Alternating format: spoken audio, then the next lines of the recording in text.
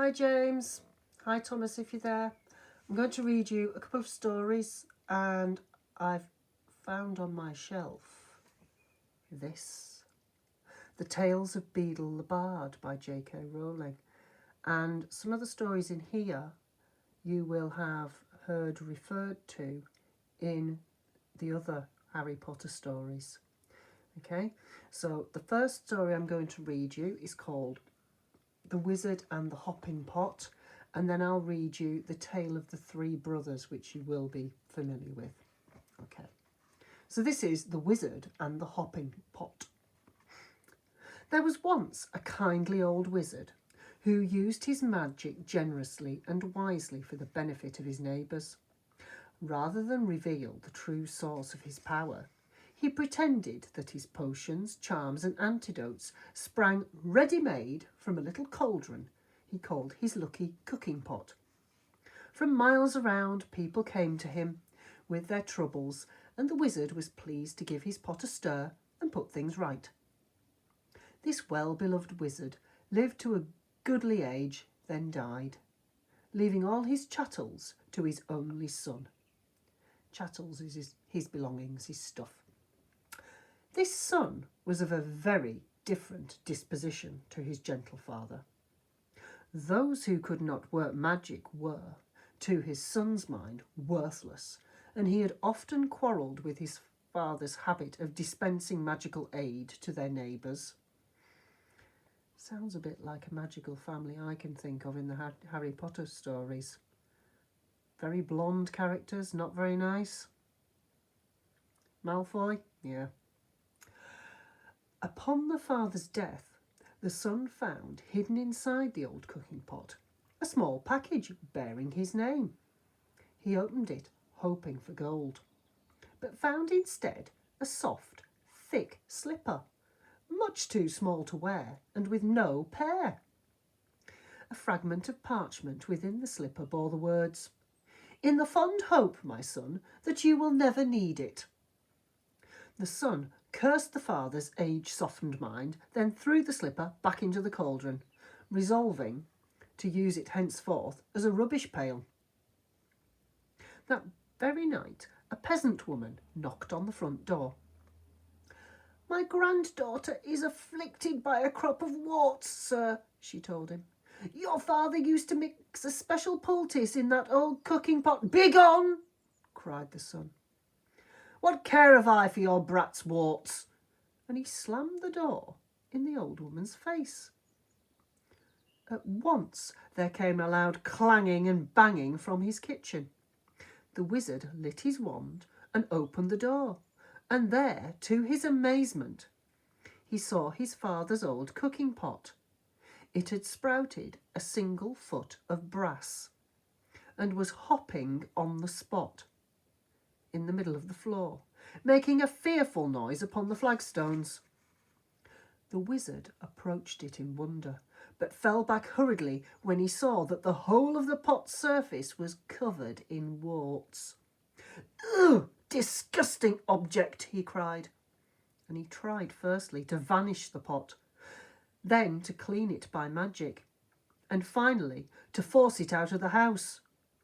None of his spells worked, however, and he was unable to prevent the pot hopping after him out of the kitchen and then following him up to bed, clanging and banging loudly on every wooden stair. The wizard could not sleep all night for the banging of the warty old pot by his bedside, and next morning the pot insisted upon hopping after him to the breakfast table. Clang, clang, clang went the brass-footed pot, and the wizard had not even started his porridge when there came another knock on the door.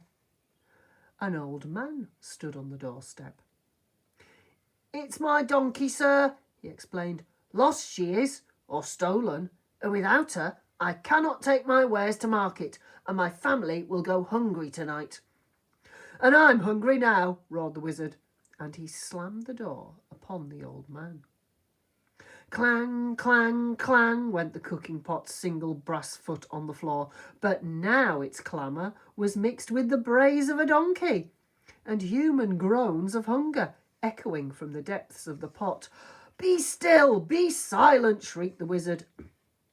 But not all his magical powers could quieten the warty pot, which hopped at his heels all day, braying and groaning and clanging, no matter where he went or what he did.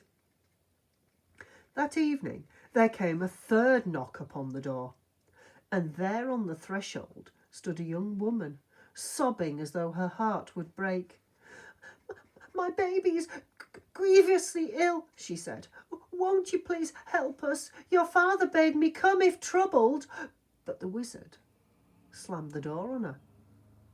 And now the tormenting pot filled to the brim with salt water and slopped tears all over the floor as it hopped, brayed and groaned and sprouted more warts. Though no more villagers came to seek help at the wizard's cottage for the rest of the week, the pot kept him informed of their many ills.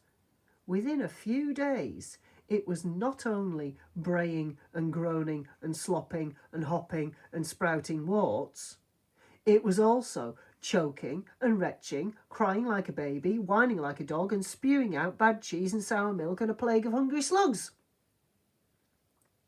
The wizard could not sleep or eat with the pot beside him, but the pot refused to leave, and he could not silence it or force it to be still. At last, the wizard could bear it no more. "Bring me all your problems, all your troubles and your woes," he screamed, fleeing into the night, with the pot hopping behind him along the road into the village. "Come, let me cure you, mend you and comfort you. I have my father's cooking pot. I shall make you well." And with the foul pot still bounding along behind him, he ran up the street, casting spells in every direction. Inside one house, the little girl's warts vanished as she slept. The lost donkey was summoned from a distant briar patch and set down softly in its stable. The sick baby was doused in dittany and woke well and rosy. At every house of sickness and sorrow, the wizard did his best, and gradually the cooking pot beside him stopped groaning and retching and became quiet, shiny and clean. "Well, Pot?" asked the trembling wizard as the sun began to rise. The pot burped out the single slipper he'd thrown into it and permitted him to fit it onto the brass foot. Together they set off back to the wizard's house, the pot's footstep muffled at last. But from that day forward, the wizard helped the villagers like his father before him, lest the pot cast off its slipper and begin to hop once more. Hope you enjoyed that story. I'll record the other one very soon. Okay? Take care. Bye.